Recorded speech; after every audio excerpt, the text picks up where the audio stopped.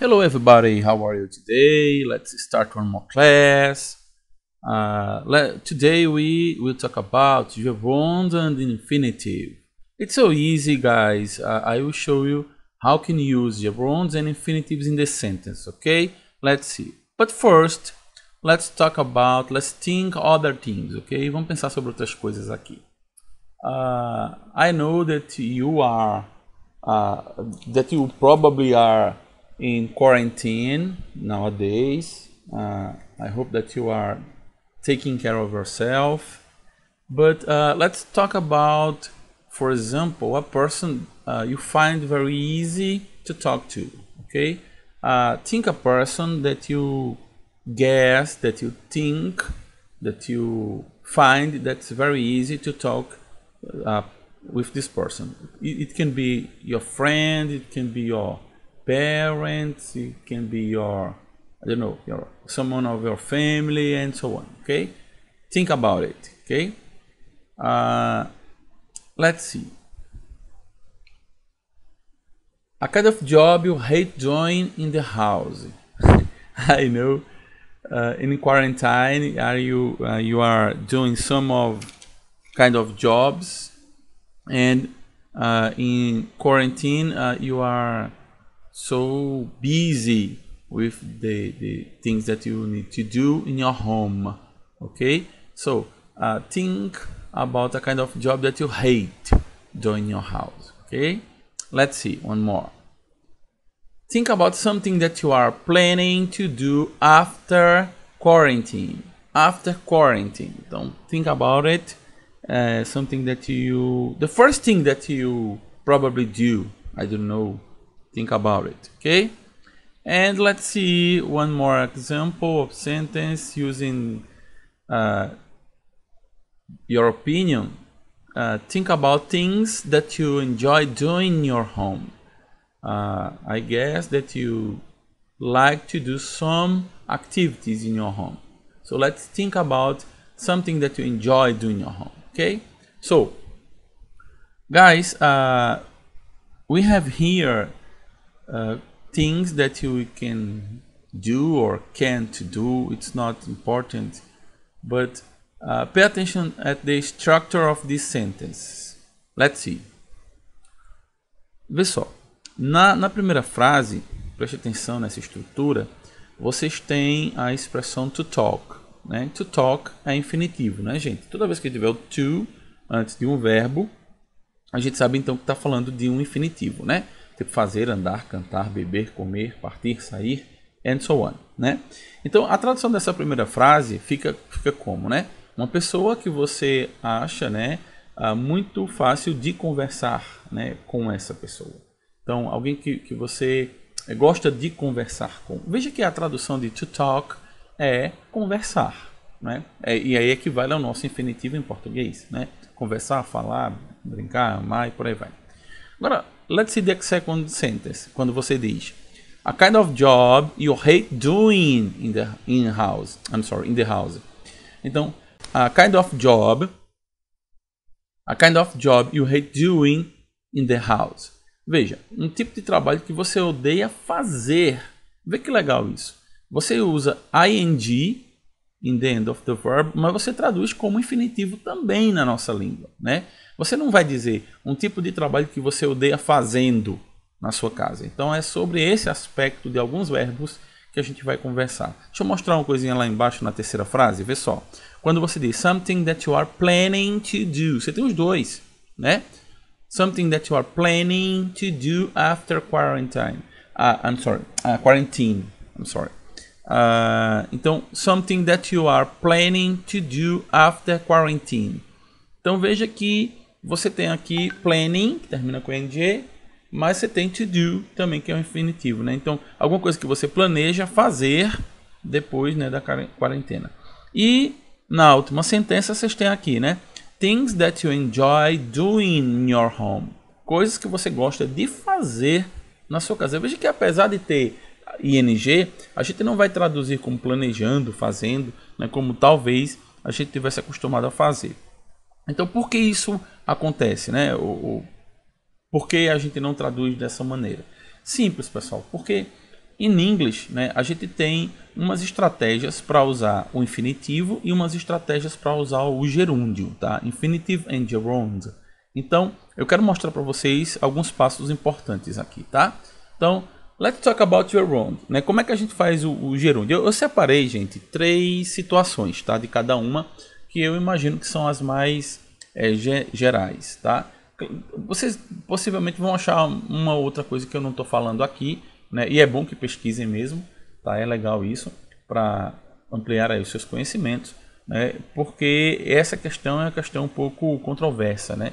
É realmente com um pouco de estudo e um pouco de prática que você vai saber usar corretamente tanto o infinitivo como o gerúndio em inglês, tá? Então, let's see.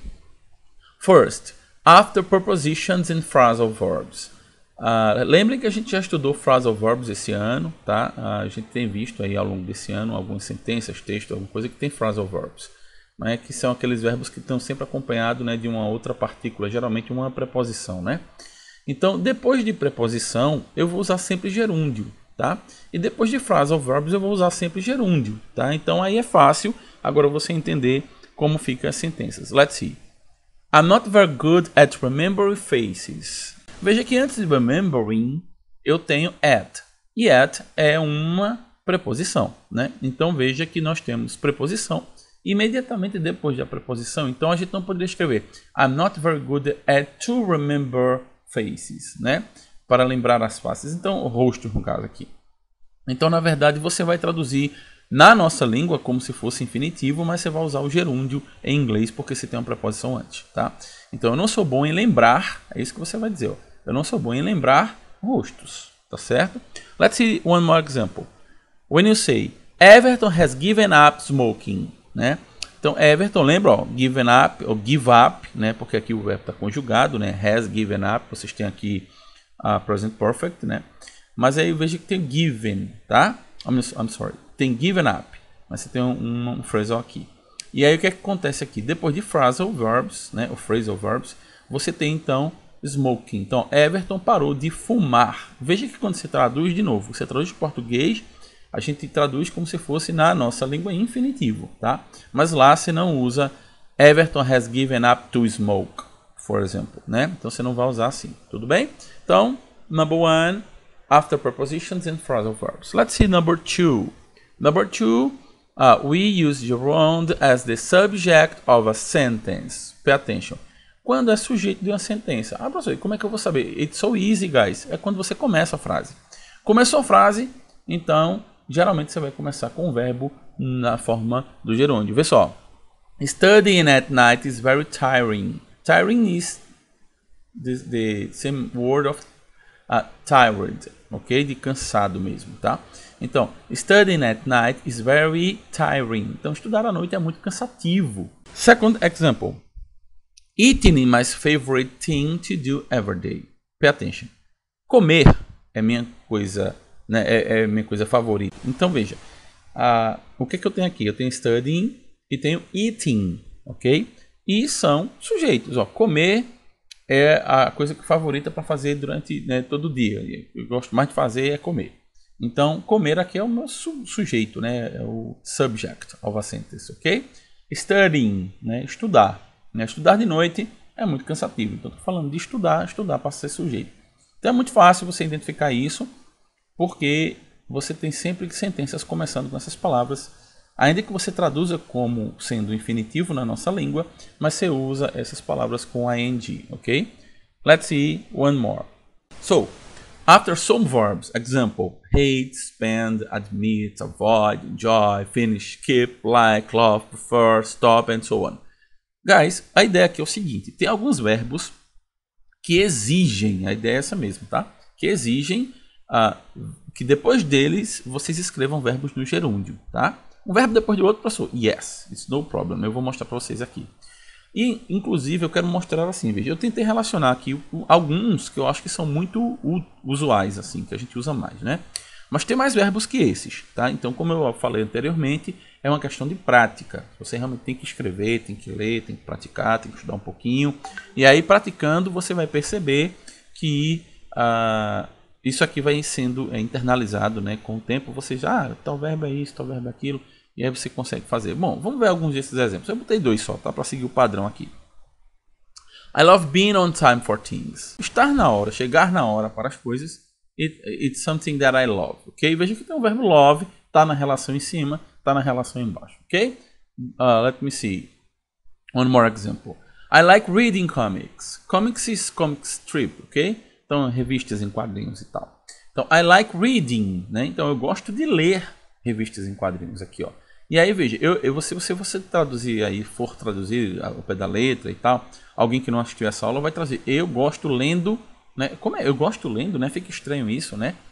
Eu amo sendo na hora, então fica estranho isso, mas aí você não vai traduzir dessa maneira, tá? Então, no português, continuamos com essas sentenças no infinitivo, tá? Gosto de estar na hora e I like reading, né? Eu gosto de ler, ok? Então é isso que você vai fazer. Então, são as 3 partes, eu acho que bastante bacanas para vocês começarem a usar o gerund in your sentences, ok? E entender também, né? Quando vocês forem ler e tal, acho que é uma parte importante de entender isso aí. Então, let's talk about infinitive, ok? E aí veja que infinitive não é aquele verbo mais ing, né? Mas é o to, né? Eu já tenho falado. É quando você bota o to antes do verb, ok? Então, the first situation. After adjectives. Oh, it's so easy, guys. O primeiro, no gerund você tem phrasal verbs, né? Lembra disso? A gente acabou de ver. Qualquer coisa você volta o vídeo, tá? Phrasal verbs and prepositions, ok? Aqui é outra coisa, totalmente diferente. Não dá nem para confundir. After adjectives. Vamos dar uma olhadinha aqui, ó. Let's see. My house is very easy to find. Ó, minha casa é muito fácil de encontrar, de ser encontrada, no caso aqui, né? Então veja, to find e não finding, né? Então por que você botar to find? Está marcado em vermelho porque easy é um adjetivo, ok?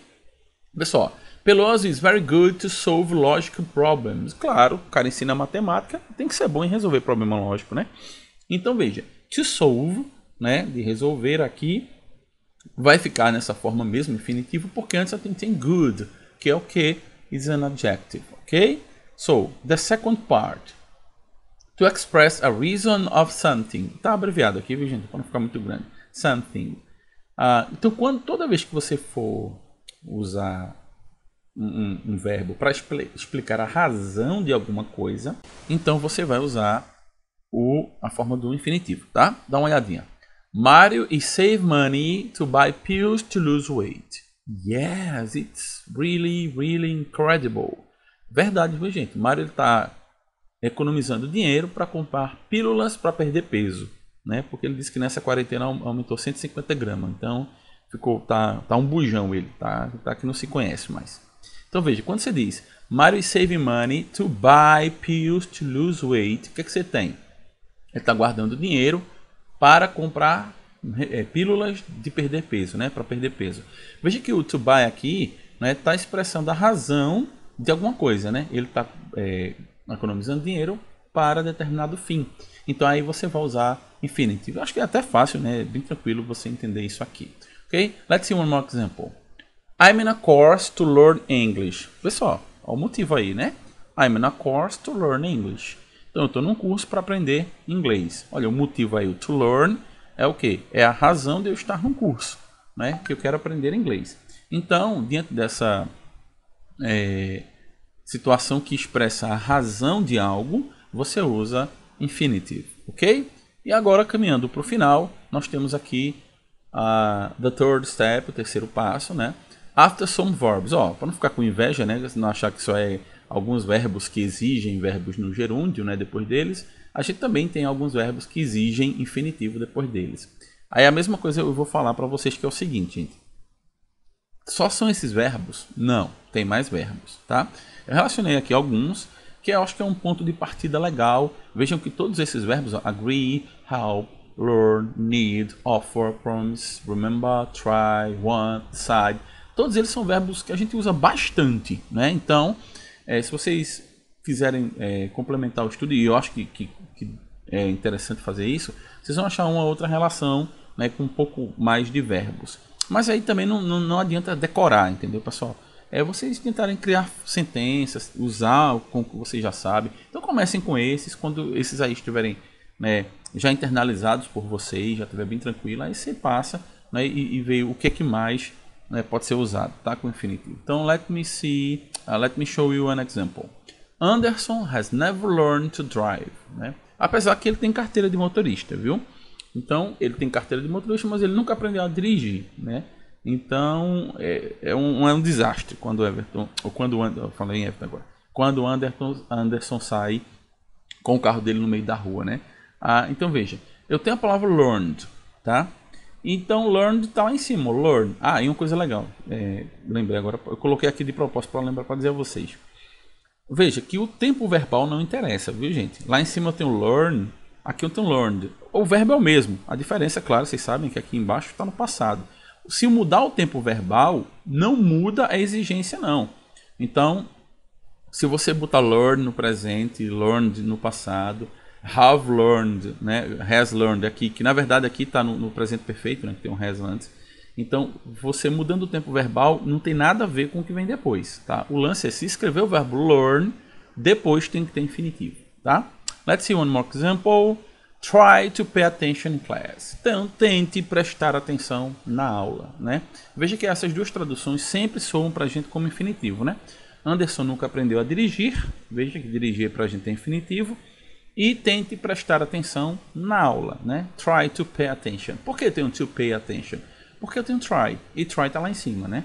Então, são esses verbozinhos e essas estratégias que eu gostaria de mostrar para vocês, ok? Então, exercitem isso. Tem um exercíciozinho legal, acho que vale a pena você copiar isso, tá? São poucas coisas, eu tentei fazer um slide para essa aula assim, bem limpo, com pouca coisa, então vale a pena sim você copiar, tem um registro disso no seu caderno, tá? In your notebook, porque você pode consultar isso facilmente, tá? Mais tarde, inclusive quando você for fazer the homework, ok, guys? Let's see. Let's talk about homework. Pessoal, antes de falar do homework, eu quero falar o seguinte para vocês, tá? Vocês já receberam um e-mail institucional, tá? Vocês receberam um e-mail do Estado.